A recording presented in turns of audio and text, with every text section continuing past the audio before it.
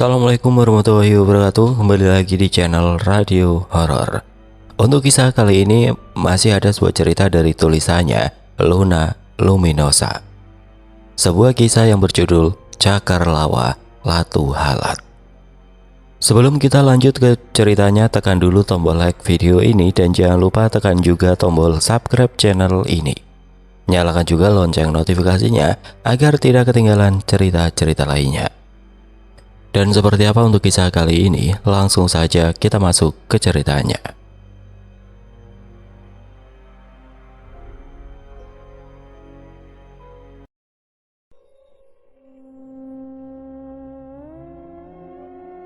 Vera, buka pintu. Ada darah di depan rumahmu. Suara itu melengking seperti suara gaung yang memegahkan telinga. Vera mengerjap dalam gelap, masih setengah terjaga. Tapi pekikan warga di luar menggetarkan ubun-ubunnya. Tok tok tok. Pintu kayu rumah panggung itu digedor keras. Bayangan suatu but dan seragam loreng terlihat berlarian di tanah becek di bawah. Vera turun perlahan dari ranjang. Tubuhnya menggigil, bukan karena dingin, tapi karena firasat yang tidak enak. Ada sesuatu yang tidak benar. Angin laut menusuk lewat sela-sela papan dinding. Aroma amis yang tidak biasa menyelusup. Vera berjalan pelan ke jendela, menyibak tirai lusuh, matanya membelalak. Seorang prajurit TNI tergolek tepat di anak tangga rumahnya. Lehernya sobek. Darah membentuk sungai kecil menuju pasir basah. Ya Allah, pekik Vera, suaranya tercekat. Tubuh Vera goyah, lututnya lemas. Itu adalah Serka Daniel. Lelaki yang sebulan terakhir ini mendekatinya. Lelaki yang bilang siap menikahi Vera. Lelaki yang kemarin malam datang sambil menangis karena cemburu melihat Vera bicara dengan nelayan muda. Dia bilang cuma mau ketemu sebentar. Suara Vera tercekat. Kenapa? Kenapa? Vera, buka! Teriak seorang polisi yang baru tiba. Dengan tubuh gemetar Vera membuka pintu. Cahaya lampu petromak dan senter langsung menyerbu wajahnya. Apa kau lihat? Terakhir kali Serka Daniel hidup? Tanya seorang penyidik dengan suara tajam. Vera membuka mulut, tapi tidak ada suara. Tubuhnya menggigil. Dari sudut matanya bayangan Daniel yang bersimbah darah tetap berdiri, menatapnya.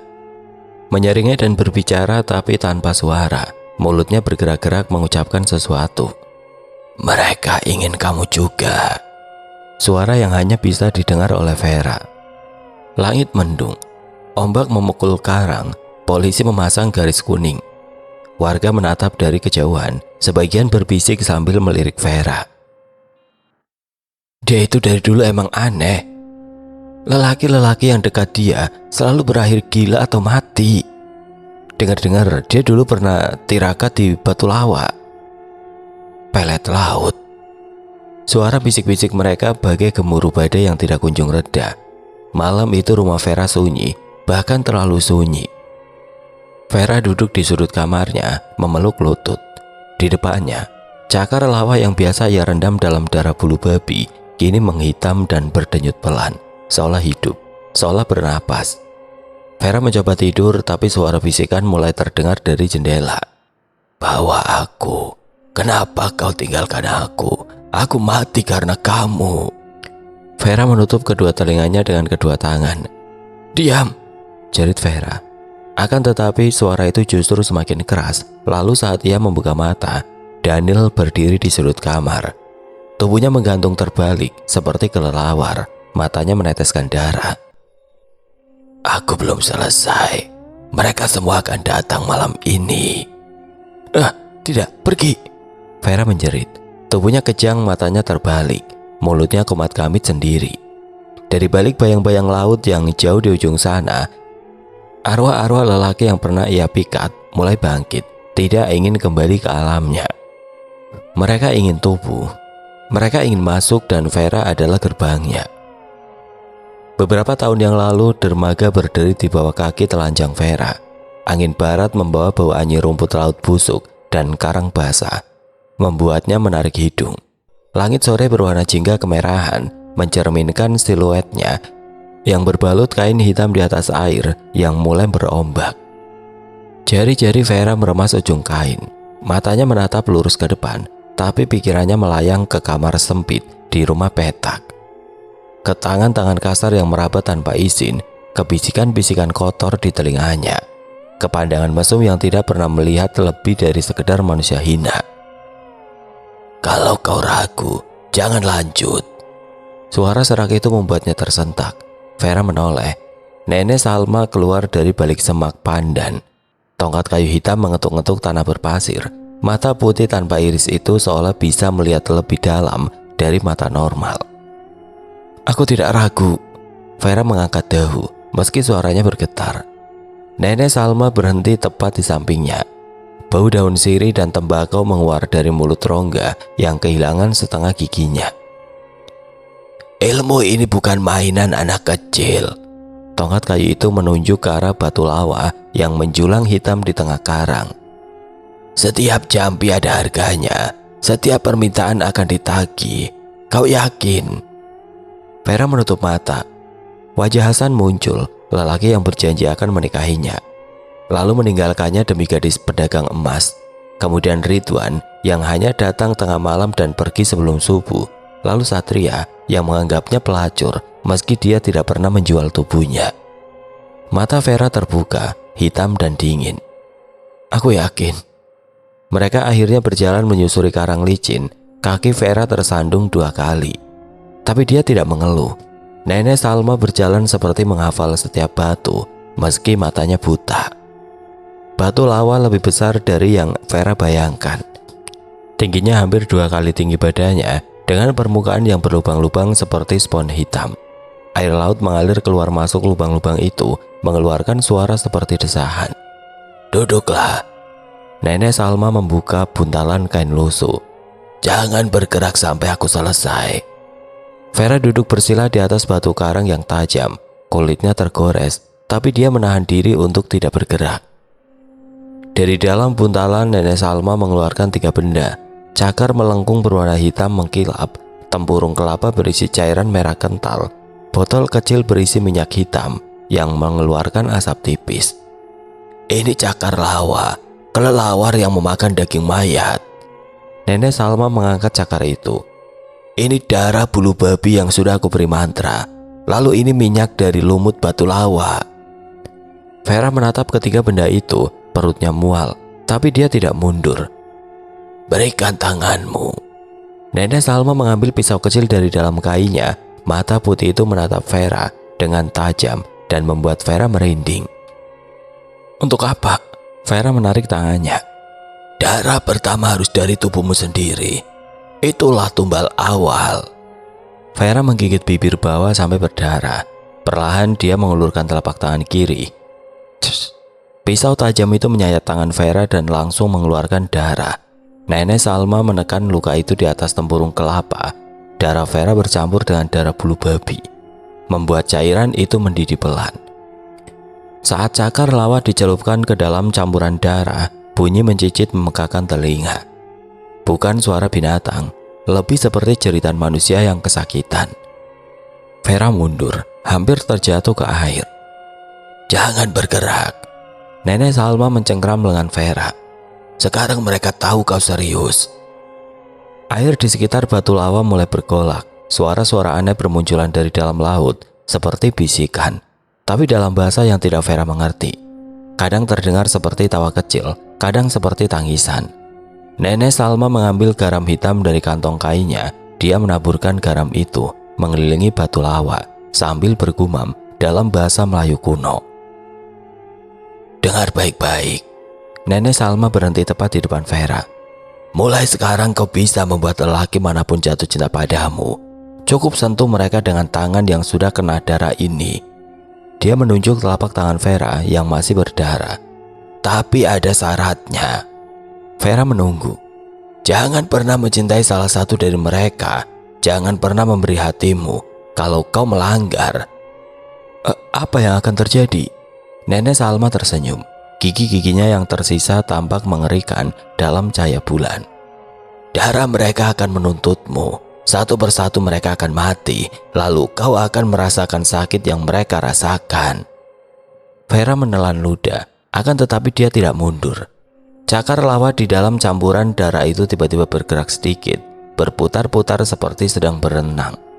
Suara mencicit semakin keras lalu tiba-tiba berhenti. Sudah selesai. Nenek Salma mengangkat cakar itu dengan ujung tongkatnya. Simpan ini di tubuhmu, jangan pernah lepas. Ingat pesanku. Vera mengambil cakar itu. Dingin seperti es, tapi ada getaran kecil seperti jantung yang berdetak. Dia tidak tahu bahwa saat itu juga sesuatu yang lain ikut masuk ke dalam tubuhnya. Sesuatu yang sudah lama menunggu untuk hidup kembali. Selama 7 malam berturut-turut Vera bertapa di batu lawa. Ia hanya ditemani angin laut, cahaya bulan dan bayangan-bayangan yang muncul saat ia memejamkan mata. Setiap malam dia mendengar suara nyanyian lelaki lalu bermimpi bertemu seorang pemuda yang menangis darah sambil memohon untuk dibiarkan mati. Dia juga bermimpi melihat bayangan perempuan tua, bukan nenek Salma, tapi muncul dari laut dan berkata, "Jangan lupakan nama pertamamu. Kalau kau lupa, kami akan mengambilnya kembali." Vera terbangun dengan peluh dingin, akan tetapi tubuhnya tidak lemah. Justru sebaliknya, ia merasa lebih hidup, lebih kuat. Tatapan mata Vera bisa membuat nelayan lupa jalan pulang. Senyumnya bisa membuat duda melupakan anak-anaknya. Pemuda jatuh cinta dan suami orang bisa tergila-gila. Namun ada satu hal yang Vera lupakan, nama pertamanya. Sejak malam itu Vera tidak ingat siapa dirinya sebelum batu lawa. Vera hanya tahu dia adalah pemilik cakar lawa, pemilik pesona laut dan perempuan yang tidak boleh mencintai siapapun. Hingga beberapa tahun lalu Vera menjadi legenda hidup di Latu Halat. Lelaki datang dan pergi. Ada yang pergi merantau, ada yang jadi gila. Akan tetapi tidak pernah ada yang bisa tinggal lama di sisinya. Sampai Serka Daniel datang. Lelaki berseragam yang awalnya hanya mampir beli kelapa muda di warung depan rumah Vera. Matanya jernih, suaranya lembut dan yang paling aneh, ia tidak langsung terpesona. Vera terpikat. Malam-malam berikutnya Vera mulai mendatangi laut lagi. Ia mencelupkan cakar lawa ke dalam darah baru. Akan tetapi cakar itu diam, tidak berdenyut dan tidak bergerak, seolah menolak. "Kenapa?" tanya Vera kepada dirinya sendiri. Dari balik deburan ombak, suara yang sama dari batu lawa menjawab, "Karena kau sudah melanggar." Vera menatap cakar itu, hatinya tercekik oleh satu kata, yaitu cinta. Vera memandang lautan yang gelap di antara desir ombak dan suara burung camar malam. Ia mendengar bisikan, "Jika cinta menyentuhmu, maka maut yang akan mencumbu." Lalu cakar lawa perlahan mulai berubah warna menjadi merah tua. Vera tidak pernah menyangka lelaki berseragam itulah yang akan membuatnya bimbang. Serka Daniel, tentara baru pindahan dari Pulau Seram itu, datang tanpa membawa senyum genit atau pandangan lapar seperti lelaki lain. Justru ia datang dengan tatapan tenang, menatap mata Vera seperti melihat sesuatu yang lebih dari sekedar tubuh dan rupa. Hari itu Vera duduk di balai-balai depan rumahnya, menganyam tikar sambil menunggu malam turun. Daniel melintas bersama 2 temannya, tetapi hanya dia yang menoleh, berhenti, lalu tersenyum kecil. "Permisi ibu, saya bisa beli kelapa muda?" tanya Serka Daniel ramah. Vera mengangguk. "Ambil saja yang di ujung pohon itu. Pukul sedikit pangkalnya, masih seger." Daniel tidak banyak bicara. Ia melakukannya sendiri, mengambil sabit, memanjat seperti sudah biasa. Vera memperhatikannya diam-diam.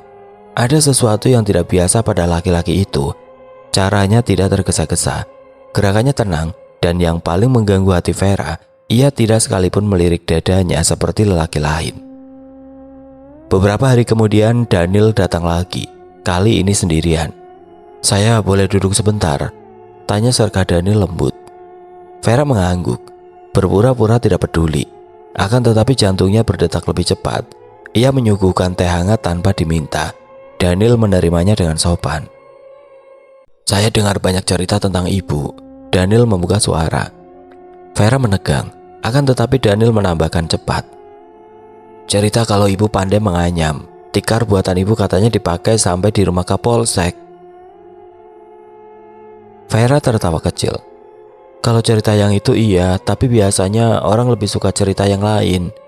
Daniel menatap Vera dalam. "Orang-orang selalu takut pada apa yang tidak mereka mengerti." Hari berganti minggu, Daniel semakin sering datang. Mereka bicara hal-hal remeh tentang cuaca, ikan di laut atau masa kecil. Akan tetapi Vera bisa merasakannya. Dinding dalam dirinya yang selama ini tebal mulai retak.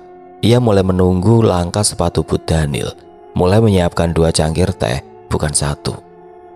Vera tidak tahu bagaimana awalnya.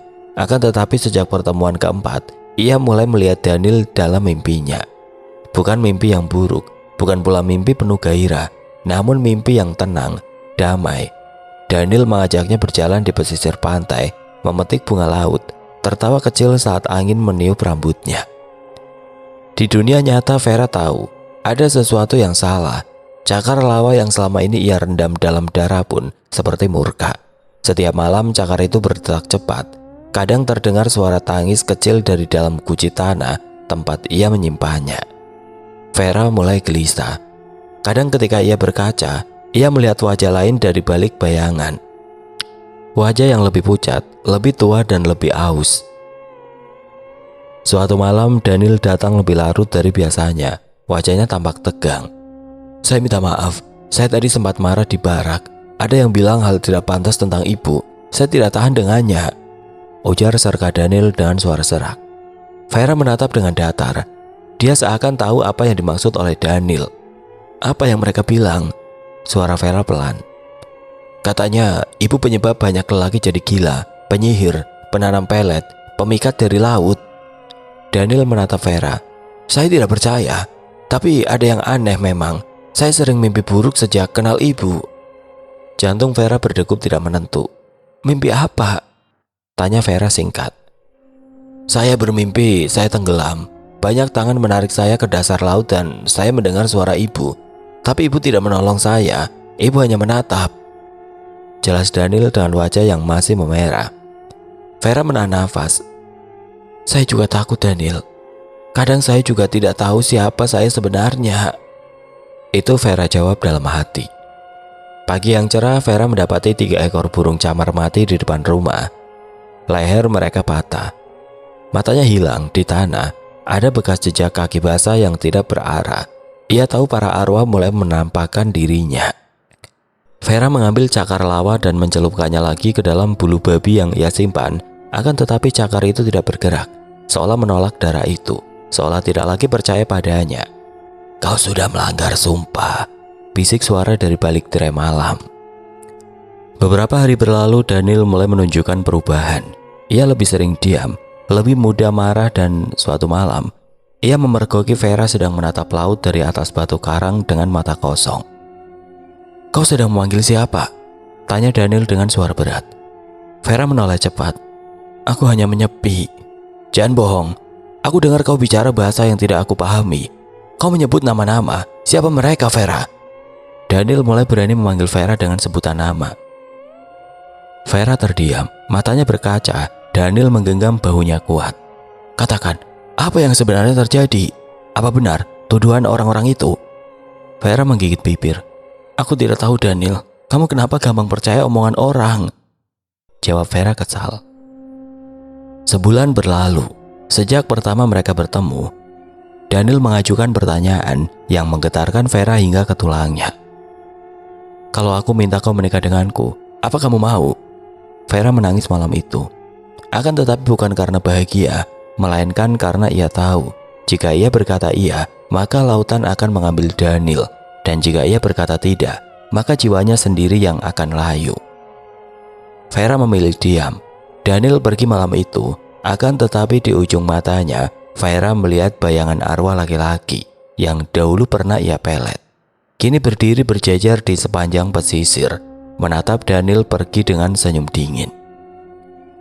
Malam itu langit telah tuhalat mendung pekat. Bintang tidak satu pun terlihat, hanya suara ombak yang terdengar menggila, seolah laut sedang menyimpan rahasia yang akan segera tumpah.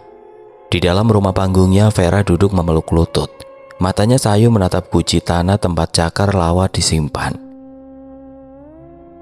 Sudah 3 hari benda itu tidak berdenyut, tidak bersuara. Akan tetapi malam ini tiba-tiba cakar lawa itu melompat sendiri keluar dari guci, menggelinding di lantai kayu dan berhenti tepat di kaki Vera. Cakar itu berdarah.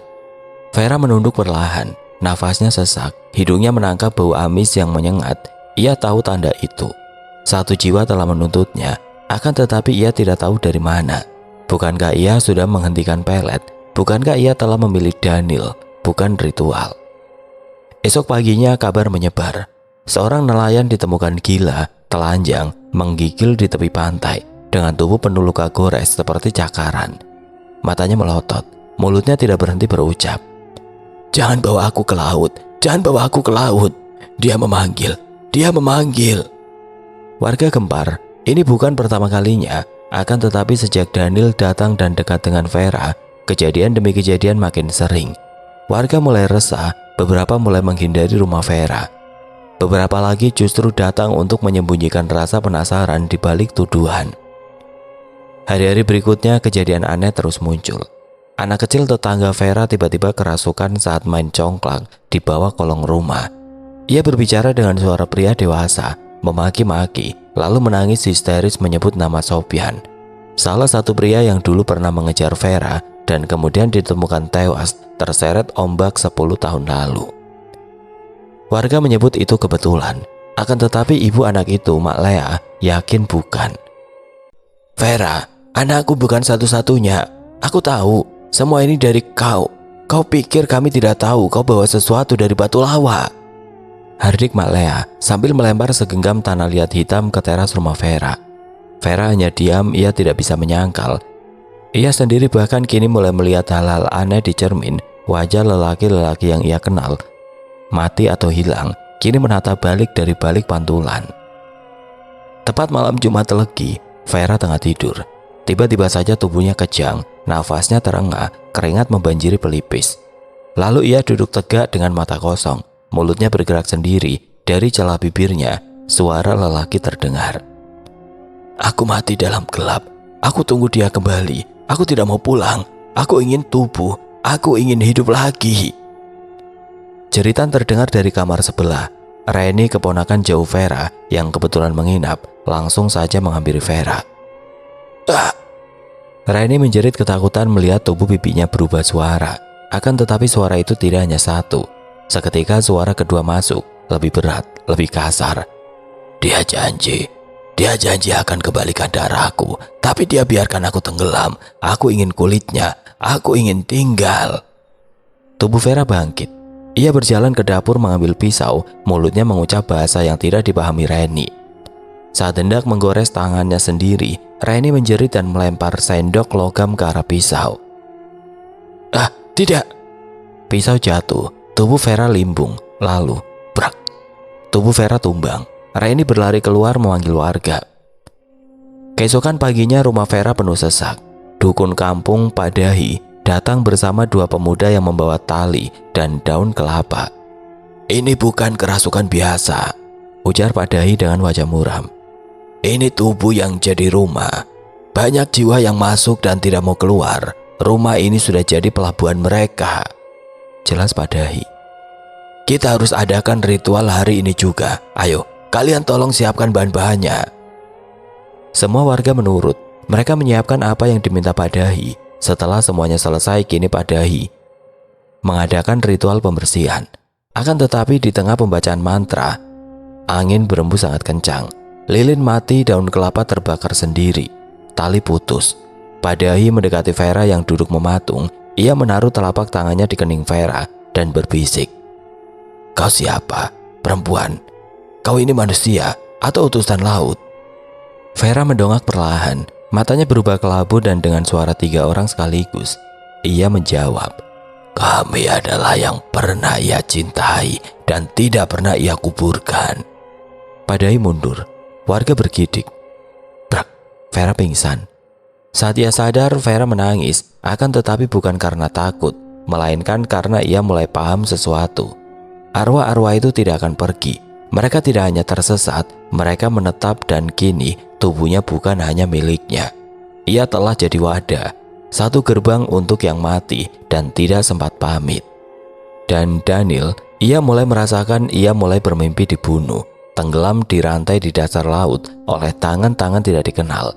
Ia mulai kehilangan kendali atas emosinya. Malam itu saat Vera sedang duduk termenung di dapur, Daniel datang. wajahnya muram, bajunya basah oleh keringat. Vera, aku lihat mereka.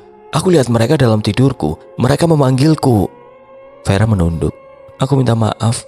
Aku tidak tahu ini akan sejauh ini. Aku kira bisa kendalikan semuanya. Daniel mendekat lalu berlutut di hadapannya. Kalau semua ini karena aku rela pergi. Tapi kalau aku pergi, mereka akan tetap mengejarku kan? Vera tidak bisa menjawab karena jawabannya adalah benar. Laut Latu Halat tidak pernah sekelam ini.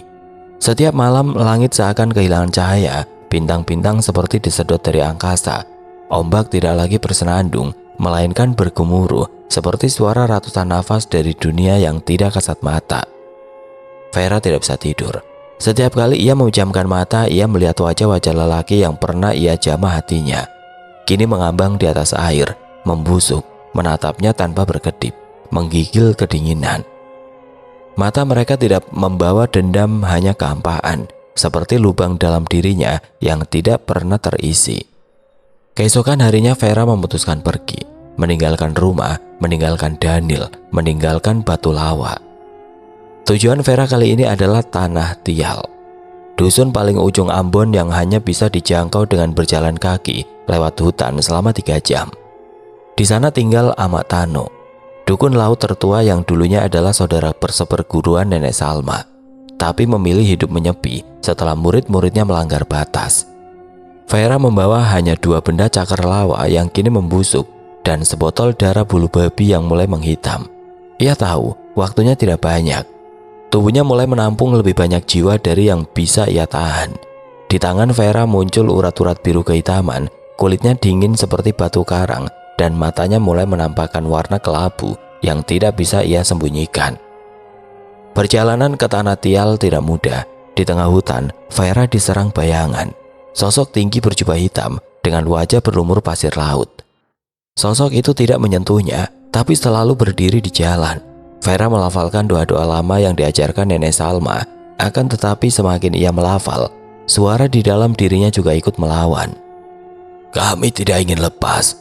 Kami ingin tubuh ini. Kami tidak punya kubur. Biarkan kami berenang dalam darahmu.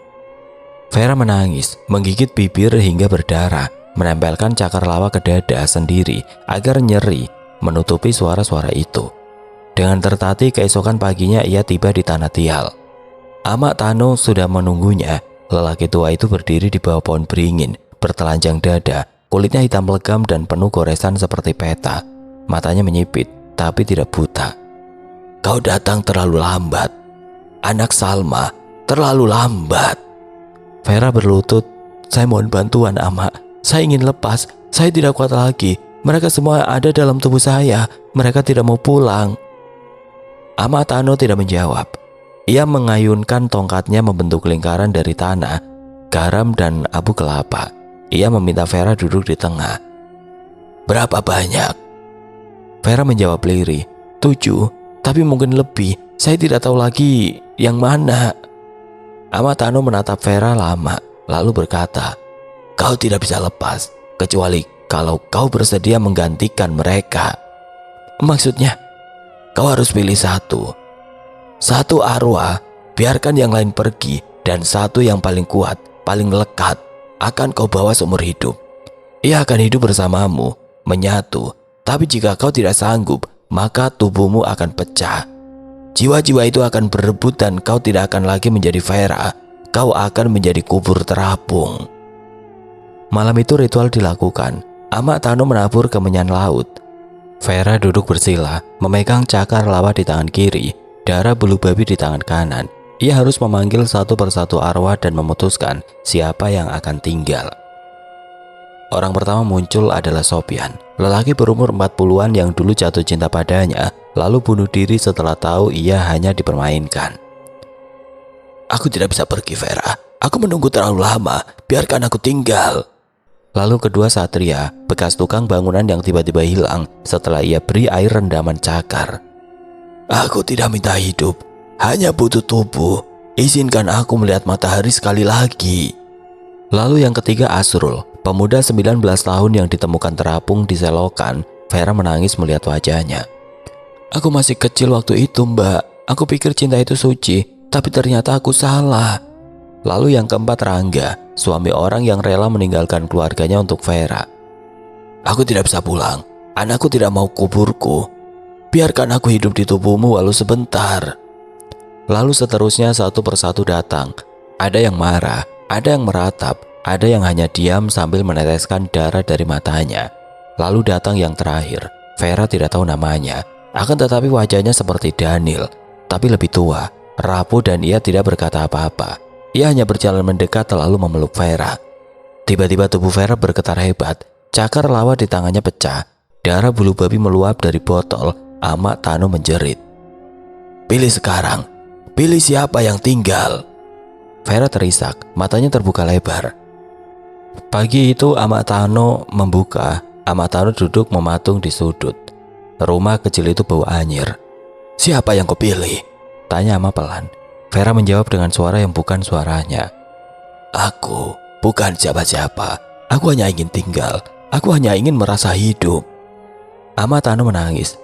Kau tidak memilih satupun. Kau membiarkan mereka semua tetap tinggal. Vera menatap keluar. Langit biru. Akan tetapi di dalam matanya, awan mendung selalu ada. Tubuhnya tidak meledak. Namun sejak hari itu Vera tidak pernah bisa tidur tanpa mimpi. Karena setiap malam ia harus bergiliran menjadi kubur bagi arwah-arwah yang tidak bisa pulang. Sejak kepulangan Vera dari Tanah Tial, banyak yang berubah. Tubuhnya masih utuh, akan tetapi jiwanya terasa penuh. Daniel bisa merasakannya. Kadang suara Vera berubah di tengah percakapan. Kadang ia memanggil Daniel dengan nama-nama aneh. Pernah sekali ia menyebut Daniel sebagai Abang Sofyan. Lalu marah sendiri, lalu menangis, lalu tertawa seperti anak kecil. Daniel tahu Vera menyimpan sesuatu yang tidak bisa ia pahami. Akan tetapi ia tidak tahu bagaimana cara membantunya. Suatu malam Daniel terbangun oleh suara gemercik. Ia menemukan Vera berdiri di tepi sumur tua di belakang rumah. Matanya tertutup, bibirnya komat kamit. Ia seperti sedang menyanyikan sesuatu. Daniel mendekat perlahan. Vera, kamu ngapain di sini?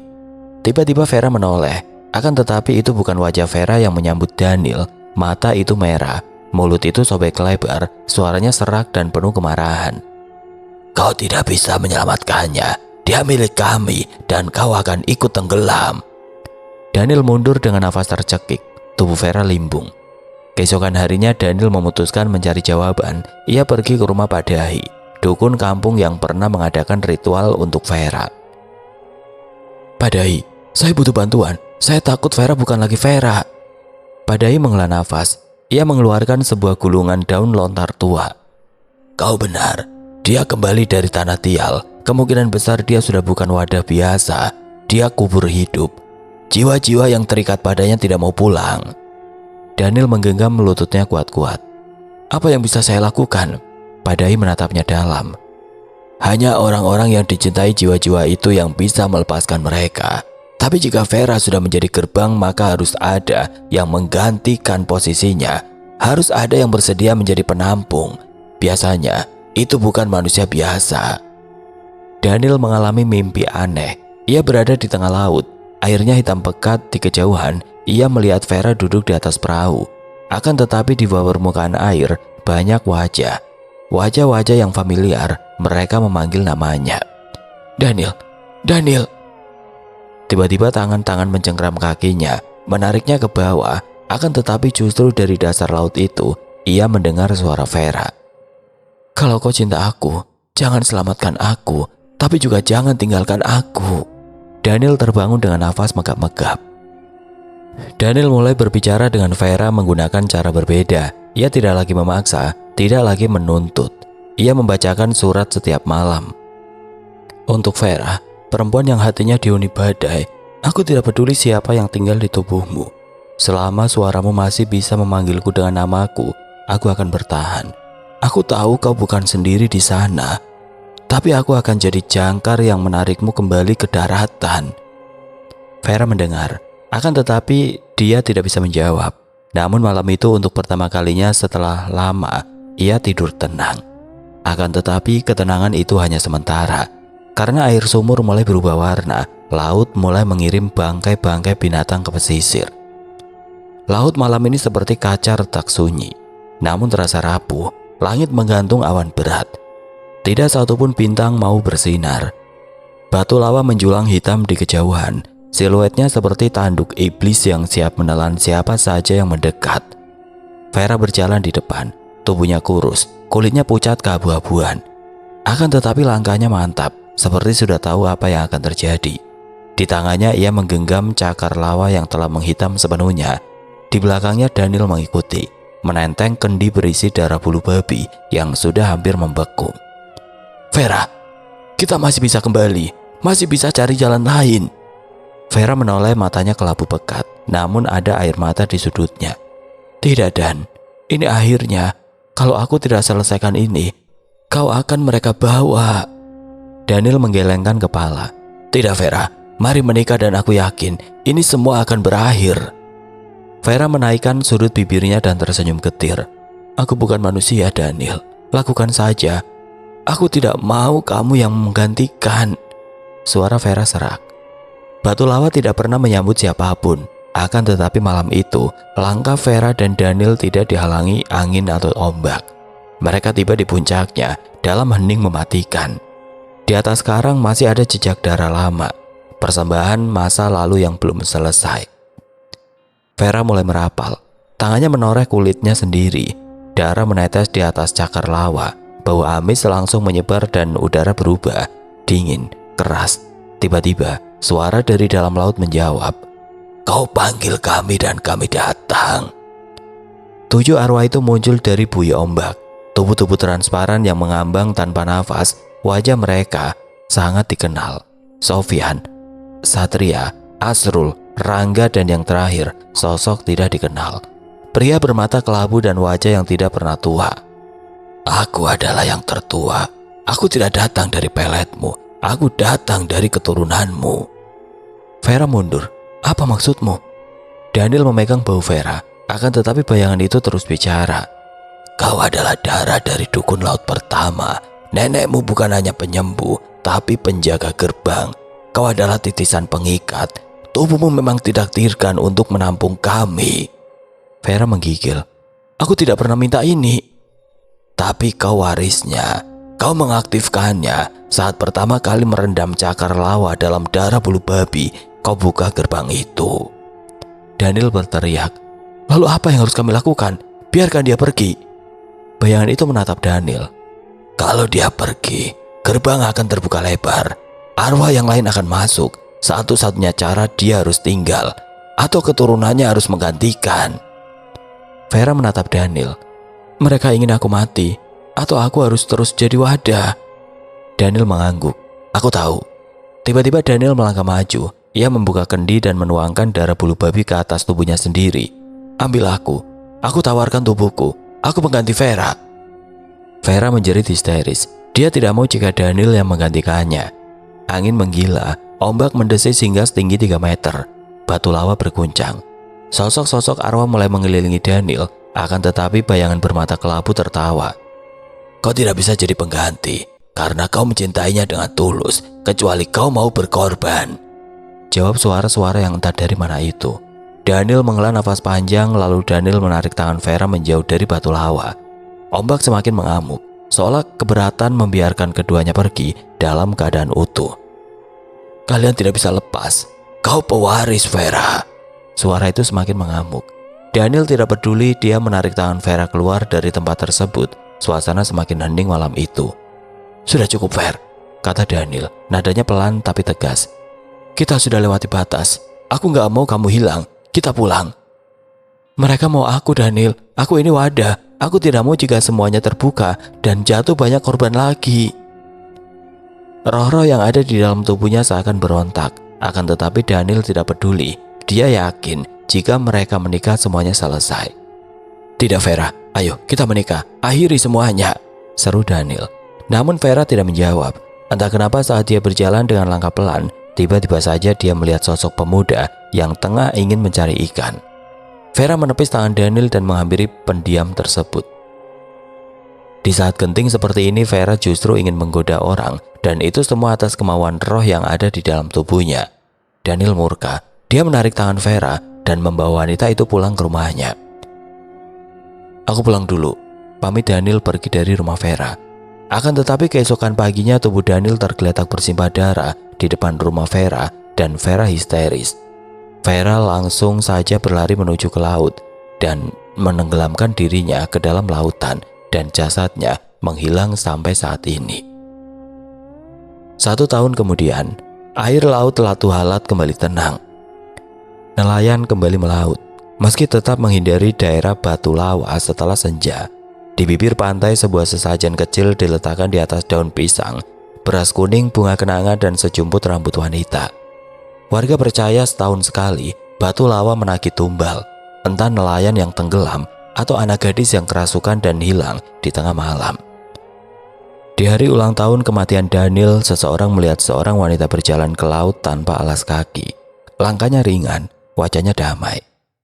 Kalau cinta terlalu dalam, ia bisa jadi lubuk yang menelanmu.